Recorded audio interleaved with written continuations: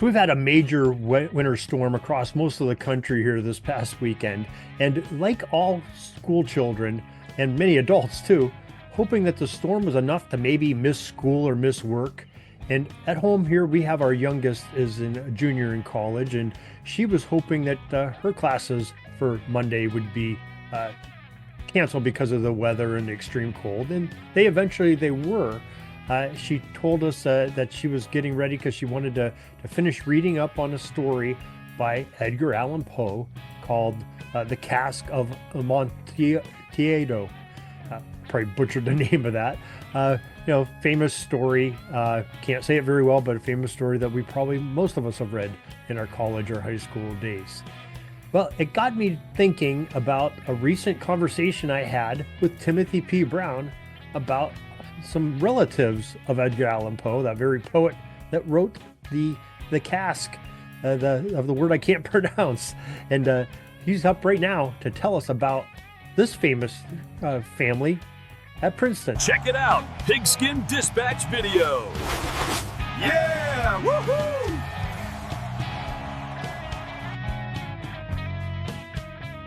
Timothy P. Brown of footballarchaeology.com joins us today to tell us about this famous family in Princeton football. Tim, welcome back to the Pigpen. Hey, Darren, good to see you again. And I want you to name my favorite Linda Ronstadt song. It's Boy. related to this tidbit. I'm drawing a blank on Linda Ronstadt songs right at the moment.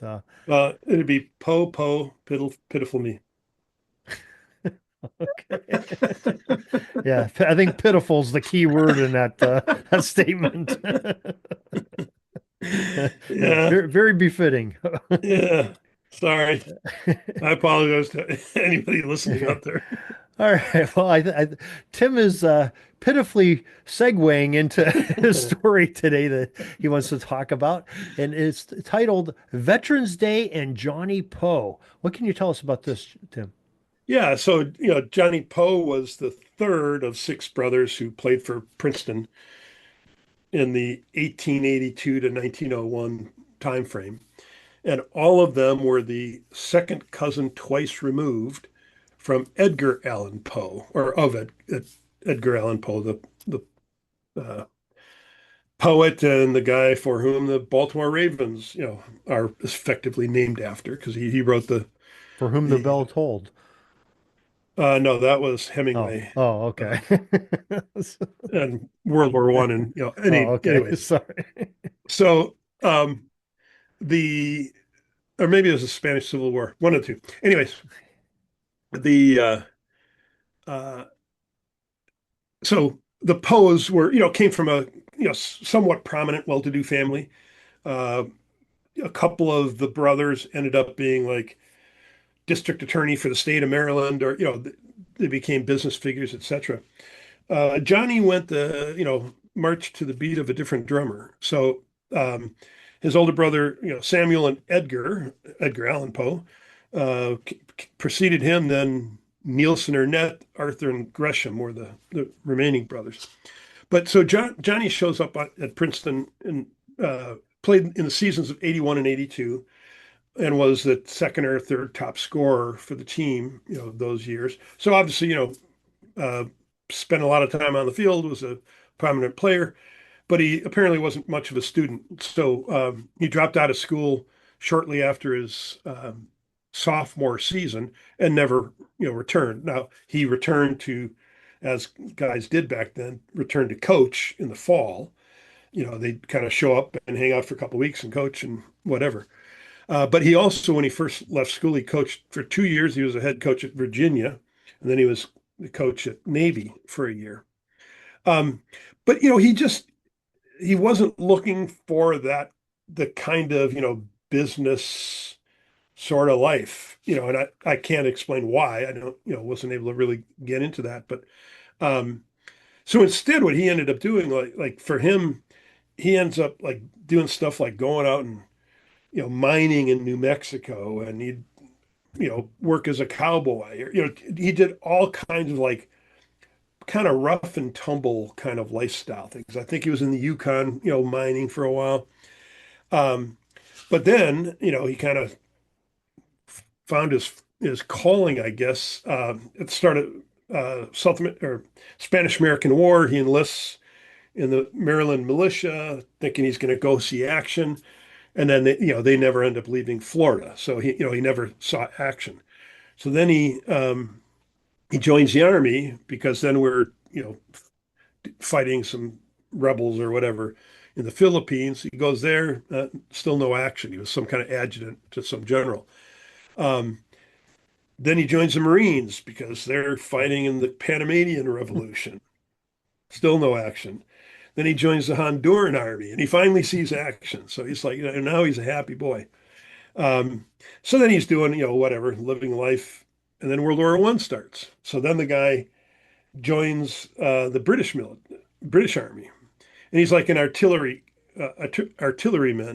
So he's back further behind the lines. He's not seeing direct action. He's like, I need to go. See, I want to be in the middle of it. So he joins the Black Watch, which is famous Scottish Highlander regiment or grouping within the British Army, and he's with them, and during a particular battle in near Ypres, famous World War One site in Flanders. He ends up being killed in action, Mm.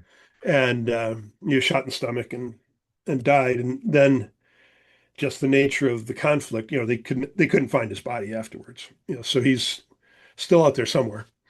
But so he's just kind of a guy who it's funny because on the one hand he ran so counter to what most people in his situation did. So I mean, it wasn't unusual for people to join the military, but they just, if you were a Princeton guy, you didn't join as a private. You Mhm. didn't join the Honduran army. And if you went to Britain, a lot of those guys were like medical or ambulance corps or something like that. So, anyways, obviously he was a different kind of fella, but when he was killed, and this is before the U.S. entered World War One, they decided to name their Princeton's top football player award after him. So it's the John Poe. It was the John Poe Award or whatever. And then later, after Dick Kazmaier won the Heisman, they've made it the Poe Kazmaier Award. So his name's still out there. Mm. Whoever the best football player is for Princeton each year, still gets an award named in Johnny Poe's honor.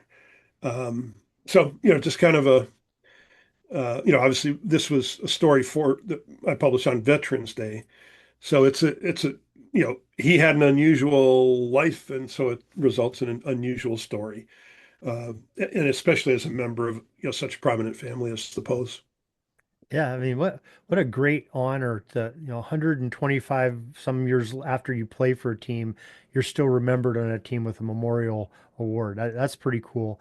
And I mean, to Yeah, sit there and fight for the armies of what I think you mentioned, three different countries and different continents. He's in, yeah, different oceans, everything that he's fighting at, just or trying to fight. yeah, yeah, Just what a testament to a truly brave person. That's yeah, remarkable. yeah. I mean, I guess you could use some other adjectives as well, just Yeah. depending on your perspective, whether he's brave or just nuts or whatever. But obviously he was, I mean, people. It wasn't like he was some kind of lunatic, right? I mean, people respected him, um, and he, like I said, he'd come back and coach, and the story of him being on the practice field at Princeton one day, and the guy who was the president of Princeton at the time was this guy named Woodrow Wilson. You know, he comes out on the practice field because he had a football background, and he spent like an hour talking to Johnny Poe. So he was obviously, still a respected individual, and kind of there's this romantic side to him, but you know, not a life that I led, that's for sure. Yeah. Well, it's you. I'm glad that you talk about people like this and you preserve the history of different players as well as the equipment and the game itself. But you do this a lot in your tidbits, and there's preserving the history of these people is great testament to you and to them. Maybe you could tell us how we can join in and read some of these. Yeah, just go out to footballarchaeology.com and you'll, just Google it. You'll find my site. You can subscribe or you can follow me on Substack, whichever works for you.